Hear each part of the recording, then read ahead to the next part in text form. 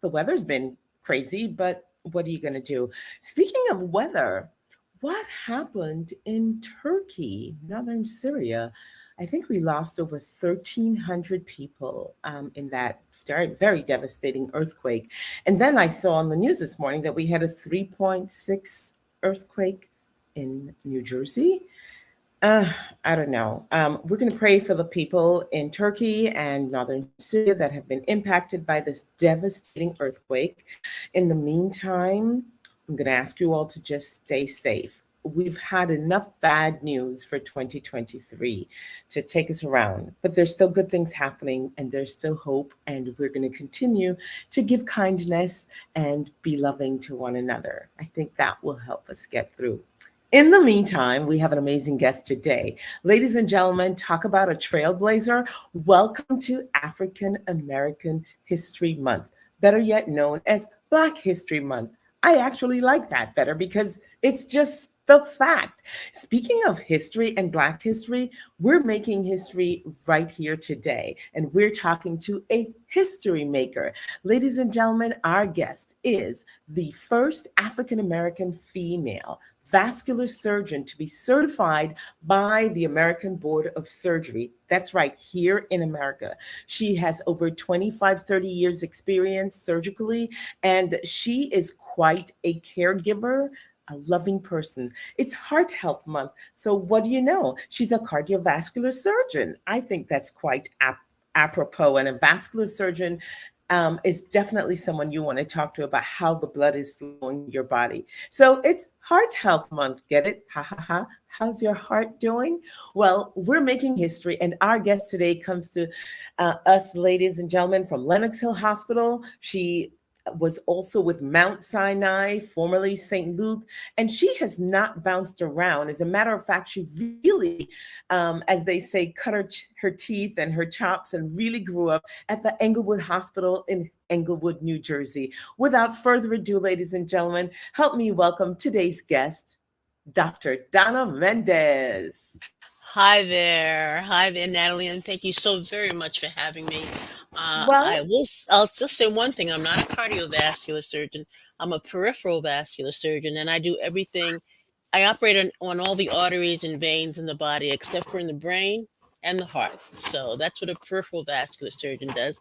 And again, thank you so much for having me. and thank you for the correction. You know, when I said cardiovascular, I caught myself. I'm like, ooh, I think I just made a mistake, but she'll correct me. So thank you for so lovingly setting the record straight. And we do want the patients to get it right. So, Dr. Donna, it's Heart Health Month. And I think before it gets to the heart, it starts in the veins. And so how apropos that we would have you on, but even more importantly, it's Black History Month. And you yourself are in fact a history maker. As a matter of fact, you were featured on History Makers a few years ago. Yes, I So was.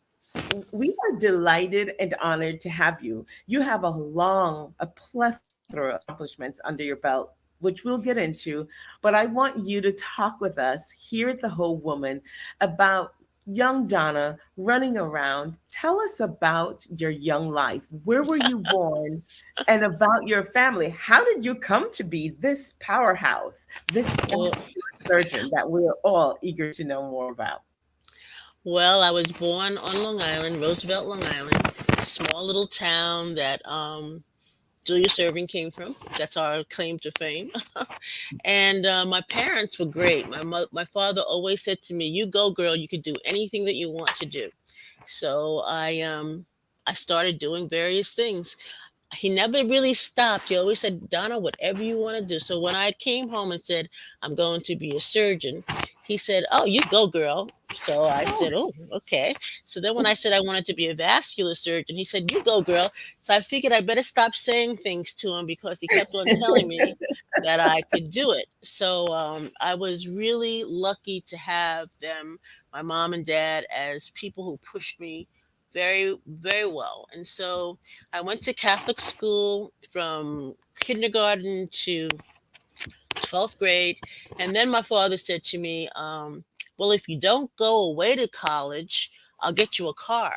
So with that, he was able to convince me to stay home. And I went to Hofstra University. And from Hofstra University, Well, I slow down a and little I'm bit, Donna, because you're with a dad like that saying, "You go, girl, you can do anything." What were you like as, a young girl? What did you like to do? What were your hobbies? And why were you interested in becoming a doctor?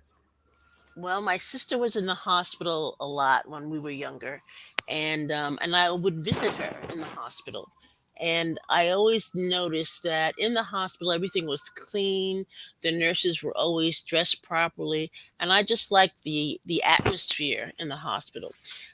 So that's what really started me with my visiting my sister often, and then and she got well, and I was really thrilled with that. So that's when I started thinking about possibly becoming working in the medical field.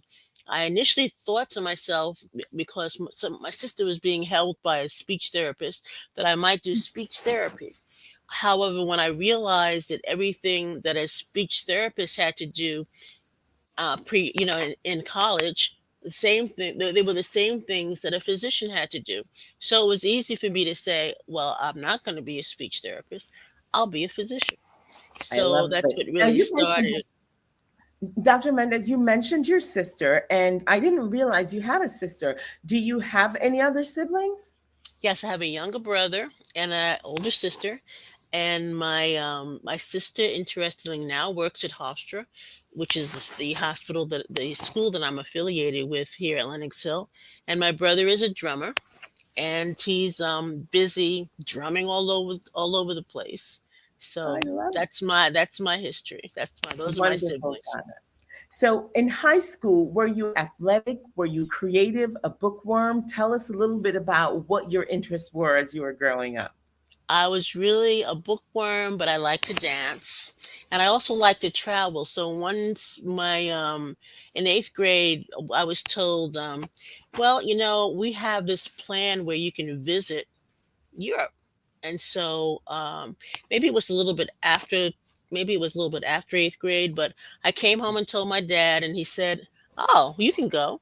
So I was spent 2 weeks in Paris, 2 weeks in Florence, and 2 weeks in Rome, and I loved it. And I was always writing to my mom saying, because I was with other friends, I was saying, "Oh, everyone's getting fat, ma. I don't, they're eating everything." And so when I got off the plane, she was shocked because I was a little chubby too, because I ate all of the food that they could give us in Paris, or every time there was breakfast, there was something that the Parisians made. So I had a good time. We were That's we were one of the nuns was our guide. So I had the people that were with me. One was a woman from California. She looked like she was from California. Another one was a Chinese woman who was in school with me. That was myself. So we looked like we were the United Nations. And this nun decided that she was going to be our guide. And when she came back, we had so much fun that she left the nunnery. you know, she said, these guys were having a lot of fun, so I think that I'm going to learn how to have fun like that too. Oh, wait just a minute. So, your claim to fame is not just being the first African American vascular female vascular surgeon, but Yeah, you've got a nun, Donna. That goes down in history for me. yeah. So we had a great time, and then when I came back, I went back to the studies, and then ended up going to Hofstra. So tell me about the whole process for you, because give me context of time and place. It's African American History Month. We know the record already states that you're the first female black vascular surgeon. Um, what was that experience like for you? Well, it was very different, and part of the reason why I opted or thought I wanted to be a vascular surgeon is that there were so many African American men losing their legs, and I just thought there had to be a better way for legs to be salvaged, and that's part of why I went into vascular surgery. And when I trained at Englewood Hospital with Dr. Dardick, he was known for saving limbs, and that's what I wanted to do. I wanted to save these black limbs that were being lost. And one of the reasons is that we have many of the risk factors for causing patients to have um, poor circulation and losing their legs. Diabetes is rampant in our community.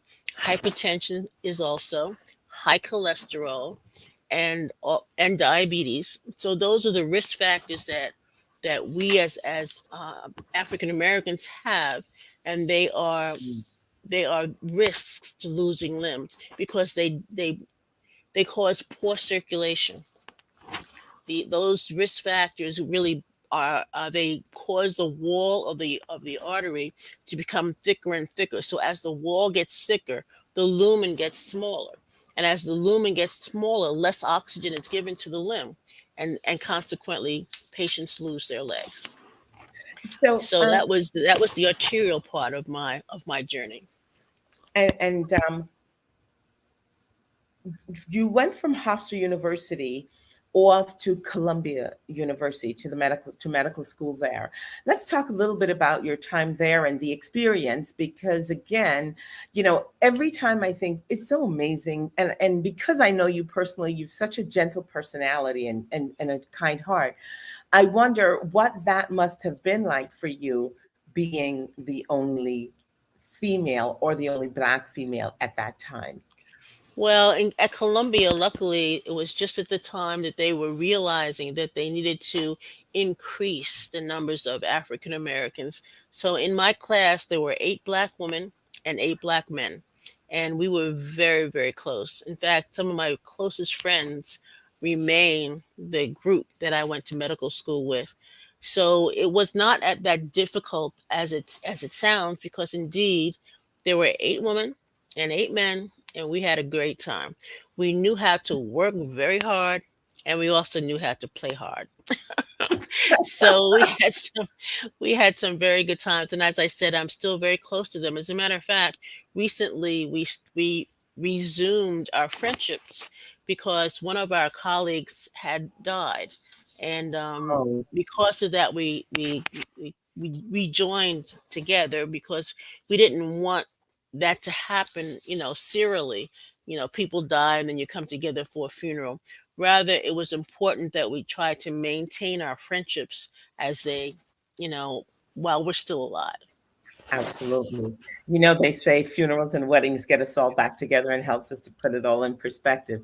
So, Dr. Exactly. Mendez, while you were busy partying so hard, um, and working even harder through medical school, what was going on in your personal life? Because it sounds to me like you had a good time, but you're very focused on accomplishing your goals. Tell us a little bit about what was happening in your love life, your personal life, and how you were navigating and balancing all the complexities of it. Well, I as I said, partied pretty well and worked very hard. And I met someone who was going into medicine. He was at Harlem Hospital, and we became very, very close. Unfortunately, when you go into medicine at the time, you have 3 years to do your training, and when you to go into surgery, there were 5 years to do your training. So when he was finished with his training, it was time for him to have a good time, and clearly I could not. So we broke up. However, prior to that, he had introduced me to one of his friends who he thought was doing very well. He was a bond trader. And I said, "Oh, really?" So he introduced me to him, and that's who I married. Wait, so you married you married the friend of the boyfriend who wanted to play while you still had to work. Right, exactly. I love So it's I not right away, but an eventual thing. It was an I eventual love thing. Well, So it's you all know about being pointed in the right direction. exactly, that's all he had to do. And interestingly, when I had to study for my boards, I had to tell the man that eventually became my husband that, sorry, I really can't hang out with you for the next 6 weeks, whatever it was. and I'll call you when I'm ready. So after I passed the boards, I gave him a call and we started hanging out. Oh, that's awesome. How long ago was this? How long ago was this? Well, that was a long time ago. We've been married for 33 years. That's phenomenal. Yeah, yeah. Wonderful. So let's talk about the trajectory of your career, Dr. Mendez.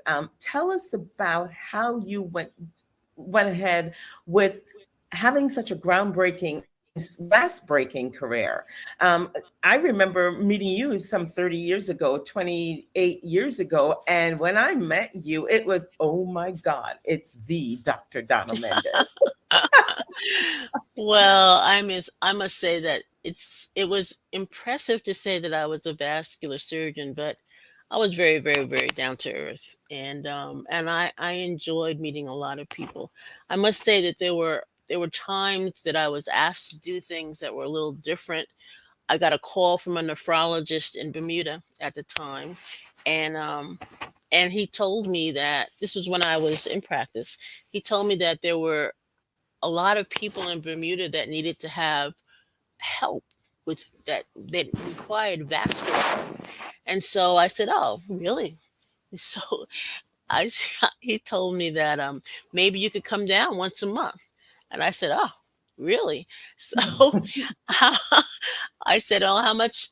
I mean, he said, "How much should we pay you?" And I said, I had not a clue. So a friend of mine who was in business at the time, I called him and I said, I don't know what to tell them. So you know this person, but I won't mention his name. He gave me Mhm. a really good figure. And so I called the nephrologist back with my eyes closed, hand over my eyes, and I told him. And he said, Oh, we can do that.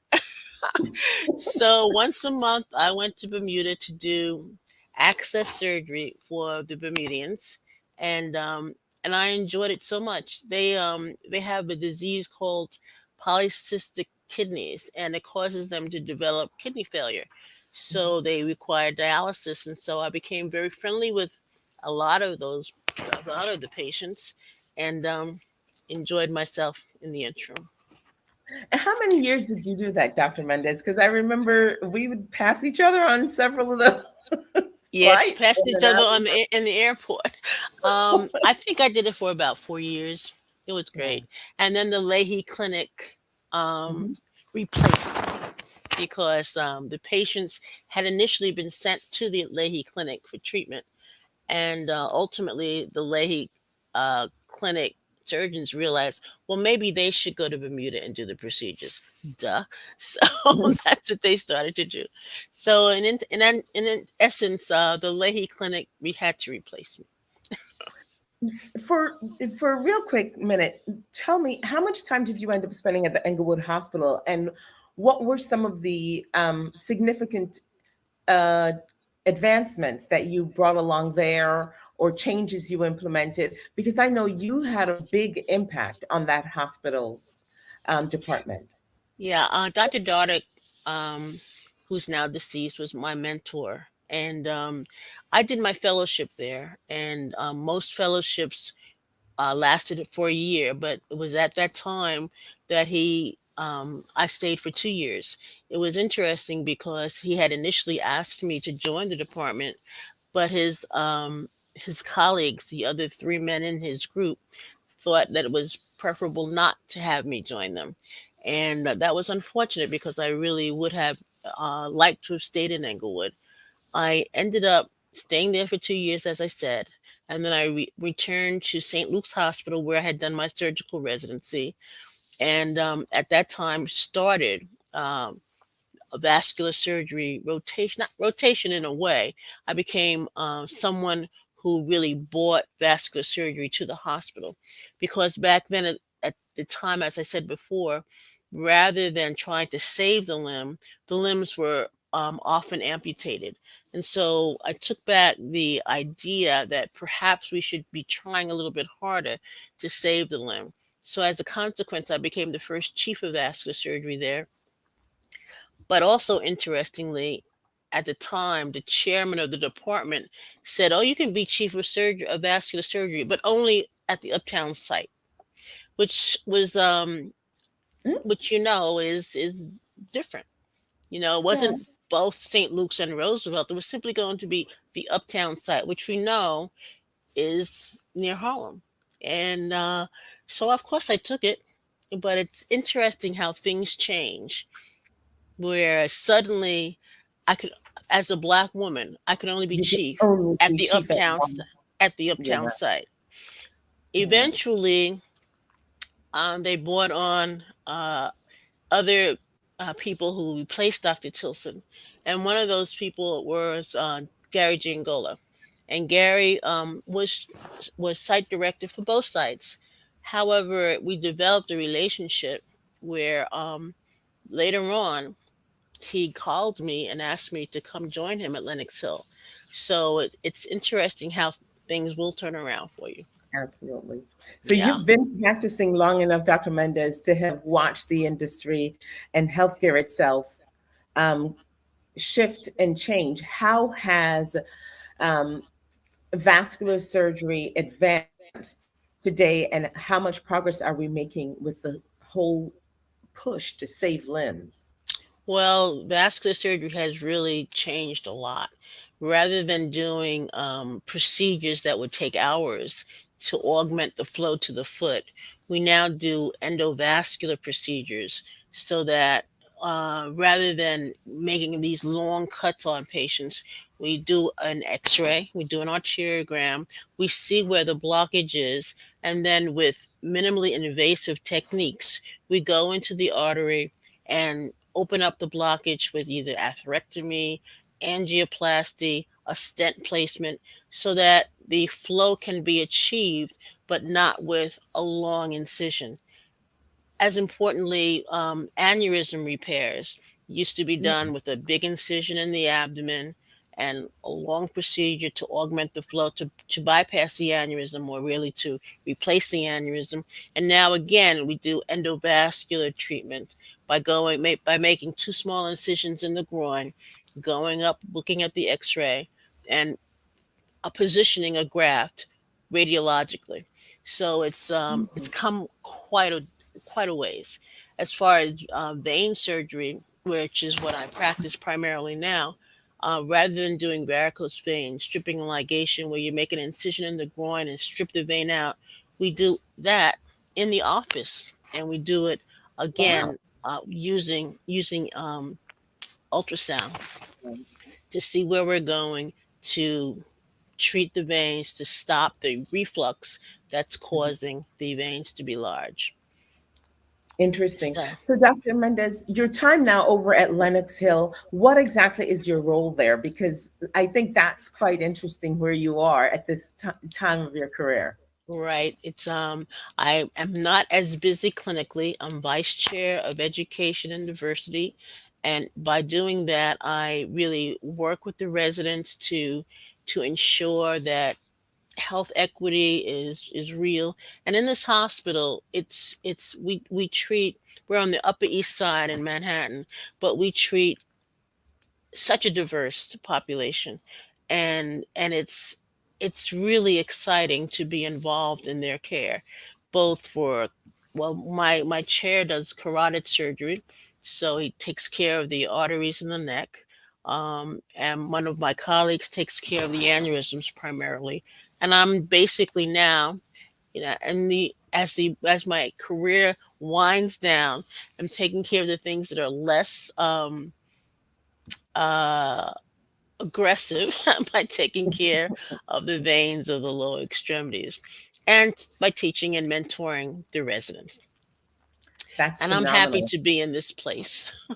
Donna, I think it's so important, Dr. Mendez, excuse me, because the impact and the experience you've had would often sometimes get lost, but to know that you're still in the trenches and you're impacting the lives of new physicians coming along. We know that the spirit of which you provide care, the detail to which you do it, and the expertise that you bring will continue on. Well, Dr. Mendez, for that reason, and for you being the very first African American woman to be board certified as a vascular surgeon in these great United States of America, you are one of three honorees at this year's the Whole Woman's Women Honoring Women, that takes place on March 26th at the Capitol Grill. So, congratulations to you. Thank you for your many years of service. Thank you for being such a kind and gentle spirit in all things. And there you have it, ladies and gentlemen. Dr. Donna Mendez is one of three of our honorees for this year's Women Honoring Women. And what do you know?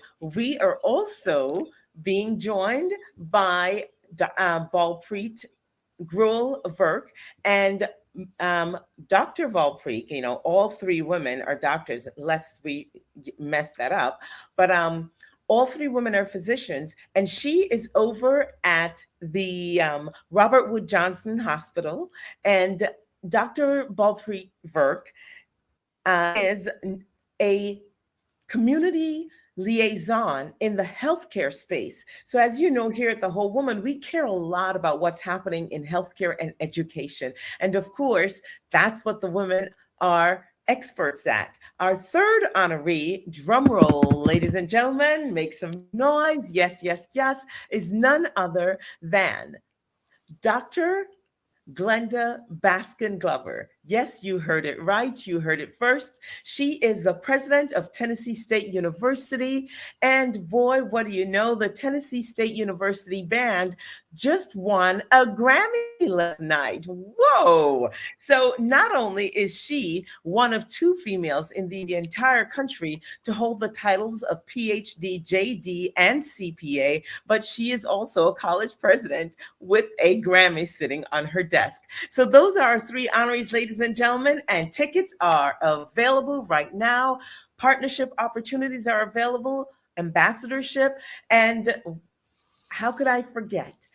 Dr. Baskin Glover, Dr. Glenda Glover, is also the most immediate past president of Alpha Kappa Alpha Sorority Incorporated. And I know the AKAs are coming out to support her. I know the links are coming out to support you, Donna. And I know the Bergen County community is coming out to support and celebrate Dr. Balpreet Gruel Verk. Congratulations. Thank you so much for joining us. And ladies and gentlemen, we are so delighted that you decided to share your time with us today. I'm Natalie B. Thank you. McKenzie, and I'm the Whole Woman. I wish you enough life to live, enough joy to give, enough love to share. I wish you enough.